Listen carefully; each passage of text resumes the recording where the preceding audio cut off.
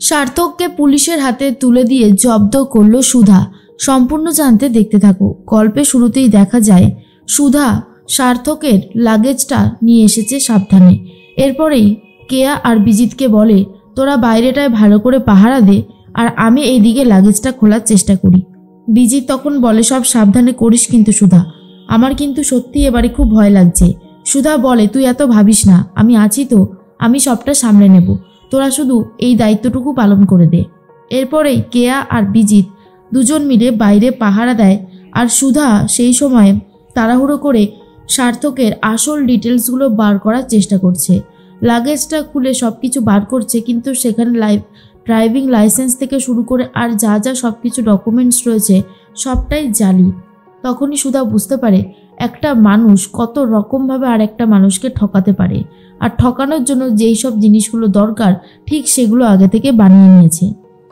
এর মধ্যেই সার্থকের সাথে পূর্বীর বিয়েটা হচ্ছে। অন্যদিকে তুহিনা মনে মনে ভাবে, সার্থক তো আমাকে আবার একটা দায়িত্ব দিয়েছে, যে নাচ করছিল তার সম্পর্কে সমস্ত ডিটেলস জোগাড় করার জন্য, কিন্তু আবার জোগাড় না করলেও বাড়াবাড়ি শুরু করবে। আমি এক কাজ করি, আমি বরং গিয়ে দেখি সেই মেয়েটা কোথায় গেল। কিন্তু সার্থকের লাগেজটা কোথায়? ওর লাগেজটা তো কোথাও দেখছি না। এই বলেই সার্থকের লাগেজটা খোঁজাখুঁজি শুরু করে দেয়। অন্যদিকে দেখা যায় ভাত কাপড়ের অনুষ্ঠান শুরু হবে ঝিনুক আর সমুদ্রর, সেই জন্যই সমস্ত ব্যবস্থা করছে শর্মিলা। এর মধ্যেই তেজের মা বলে, শোন না মেজো, সমুদ্রকে কিন্তু ঠিক মতন বলে দিবি এই ভাত কাপড়ের থালা ঝিনুকের হাতে দিয়ে ঠিক কি কি বলতে হবে। শর্মিলা তখন বলে, হ্যাঁ দিদিভাই, আমি সবটা বলে দেব। এর মধ্যেই তরিতা বলে, দেখেছো ঠাম্মি, দেখেছো, একটা বাড়াবাড়ির লিমিট থাকে আর এরা সেই বাড়াবাড়ির লিমিট ক্রস করে গেছে। আমার তো দেখেই গা জ্বলছে। ঠাম্মি বলে, কি আর করব, সবই হলো আমার কপাল, ওই সুধার জন্যই শেষমেশ এই পরিবারে ভাঙন ধরতে শুরু হয়ে গেছে। তরিতা বলে, তুমি চিন্তা করো না, তোমার এই নাতবউ আছে তো, সে ঠিক একটা ব্যবস্থা করে দেবে, এসব নিয়ে তুমি আর একদমই ভেবো না। এর মধ্যেই সমুদ্র চলে এসেছে। সমুদ্রকে দেখে পিসি ঠাম্মি বলে, এই যে সমুদ্র, মায়ের কাছ থেকে শুনে নে ভাত কাপড়ের থালাটা বউকে দিতে গেলে ঠিক কি কি বলতে হবে। সমুদ্র তখন বলে, আচ্ছা ঠিক আছে। শর্মিলা সমুদ্রর হাতে ভাত কাপড়ের থালাটা তুলে দেয় আর বলে, শোন বাবা, তুই ঠিক এভাবেই বলবি ঝিনুককে যে তুই ওর ভালোবাসার ভালো থাকার সমস্ত দায়িত্ব নিলি, সারা জীবনের জন্য ওর পাশে থাকার দায়িত্ব নিলি, আর অবশ্যই ভাত কাপড়ের দায়িত্বটাও নিলি। আর ঠিক তখনই সমুদ্র ঠিক এই কথাগুলোই বলে ঝিনুকের হাতে ভাত কাপড়ের থালাটা তুলে দেয়। এর মধ্যেই ঝিনুক সমুদ্রকে বলে, শোনো, তোমাকে আমার দায়িত্ব নিতে হবে না, তুমি শুধু আমার সাথে এই অ্যাক্টিংটা চালিয়ে যাও, তাহলেই হবে। সমুদ্র মনে মনে খুব কষ্ট পায় আর ভাবে, ঝিনুক, তুমি জানো না, অভিনয়টা এরকমভাবে দেখালেও তোমার প্রতি ভালোবাসাটা কিন্তু একেবারে সত্যি।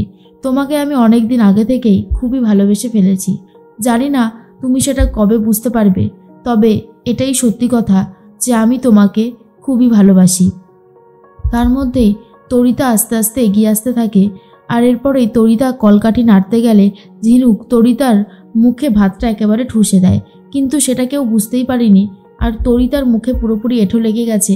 আর এটা দেখার পরেই চিরকুট বলে, এ কি বৌদি, তুমি কি খাবার লোভ সামলাতে পারোনি, তাই এরকমভাবে পাত্রেতেই মুখ দিয়ে দিলে? আর তখনই পিসি ঠাম্মি বলে, ছি ছি, এসব আবার কি কাণ্ড তরিতা, তোমার তো দেখছি কোনোদিনও কাণ্ডজ্ঞান হবে না। এর মধ্যেই ঝিনুক বলে, আসলে যেটা হচ্ছে যে তরিতাদির হয়তো খুব খিদে পেয়েছিল, ঠাম্মির শাসনে এই বাড়িতে মেয়ে বউরা ঠিক মতন খেতেও পারে না, বিগ ঠাম্মি, আপনি দেখেছেন? তখনই বিগ ঠাম্মি বলে, সেটাই তো, কি করেছে কারণ এই বাড়িটাকে, দেখেও খুব খারাপ লাগে। এদিকে সুধা ড্রাইভিং লাইসেন্স থেকে শুরু করে আরও যা যা ডকুমেন্টস ছিল সব কিছুই আসলটা খুঁজে পেয়ে যায় আর বলে, এই তো, এই আসলগুলোই তো আমি এতক্ষণ ধরে খোঁজার চেষ্টা করছিলাম, এবারেই আমাকে সার্থকের মুখোশটা সবার সামনেই খুলে দিতে হবে। তার মধ্যেই বিয়েবাড়িতে চলে এসেছে তেজ। তেজকে দেখার পরেই তখনই বিজিত আর কেয়া এগিয়ে আসে। তেজ বলে, সুধা কোথায়, ওনাকে তো কোথাও দেখছি না।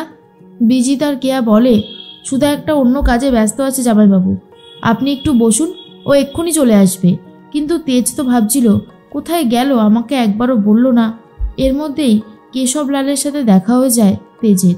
যেই কেশবলাল কোম্পানির বিস্কুটের জন্য র ম্যাটেরিয়ালস সাপ্লাই করে। এর মধ্যেই কথা বলতে থাকে ইন্দ্রজিতের সাথে আর বলে, শোনো, ব্যাঙ্গালোরেই কিন্তু তেজ গেছে, ওর সাথে কোনোভাবেই দেখা সাক্ষাৎ করবে না, কথাটা ভালো করে মাথায় রেখে দিও। কেশবলাল বলে, আমি তো এখন বিয়ে বাড়িতে আছি, আচ্ছা খাবার খাচ্ছি, এখন আর আমি ওইদিকে ফিরছি না, আপনি চিন্তা করবেন না। যেই না ফোন কেটে দিয়েছে অমনি তেজের সাথে মুখোমুখি দেখা হয়ে যায় কেশবলালের। আর তখনই তেজ বলে, কার সাথে কথা বলছিলে, আর র ম্যাটেরিয়ালসে এত ভেজাল মেশাচ্ছ কেন, কি ব্যাপার বলো তো তোমার? কেশবলাল বলে, আমি কি করে জানবো, এইসব আবার কি কথা, না জেনে শুনে এভাবে বলাটা কিন্তু ঠিক না। তখনই তেজ ভাবে কিছু তো একটা গন্ডগোল করেছে এই কেশবলাল। অন্যদিকে সুধা যখন ব্যাগপত্র চেক করছিল তখনই তুহিনা এসে গেছে আর বলে, এ কি, তুমি আমাদের ব্যাগপত্র এভাবে ঘাঁটছো কেন? নিশ্চয়ই কিছু চুরি করার প্ল্যান করেছিলে, তাই না? দাঁড়াও, আজ তোমার হবে, আমি এক্ষুনি পুলিশকে খবর দেব। সুধা বলে, হ্যাঁ পুলিশকে খবর দাও, তার আগে আমিও লোকজন জড়ো করছি। আমি আসলেই কে সেটা জানলে তুমি তোমার পায়ের মাটির থেকে সরে যাবে। এর মধ্যেই ভয় পেয়ে গেছে তুহিনা আর ভাবে, কি এটা, আর কেনই বা এই কথাগুলো বলছে? সার্থককে যে আগে থেকে সুধা চেনে সেটা বলে দেওয়াতে তুহিনার সন্দেহ বাড়ে।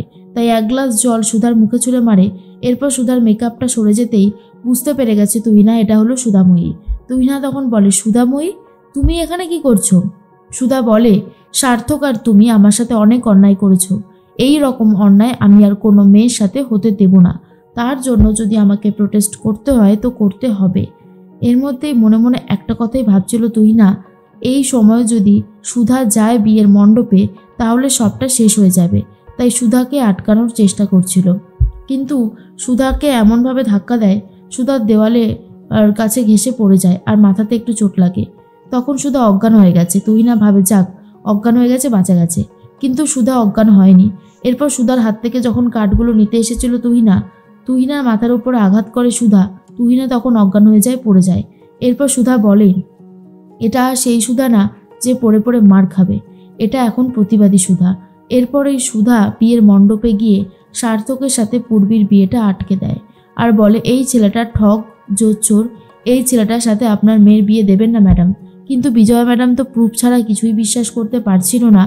তখনই সুধা প্রুফ করে দেয় যে এটা সার্থক আর এটাই ছিল আমার আগের বর, যে আমার উপর অনেক অত্যাচার করেছে। সব সত্যি সামনে আসতেই পুরবীর তো খুবই খারাপ লাগে, কি করবে বুঝতে পারছে না। তার মধ্যেই তেজ এসে গেছে। তেজ এসে সবটা জানতে পেরে সার্থককেও আচ্ছা ধোলাই দিতে থাকে। আর এসব দেখার পর পুরবী খুব ভেঙে পড়েছে, কারণ পুরবী ভালোবাসত সার্থককে, কিন্তু সুধা ঠিক করে রামানের সাথেই বিয়েটা দেবে এই পুরবীর।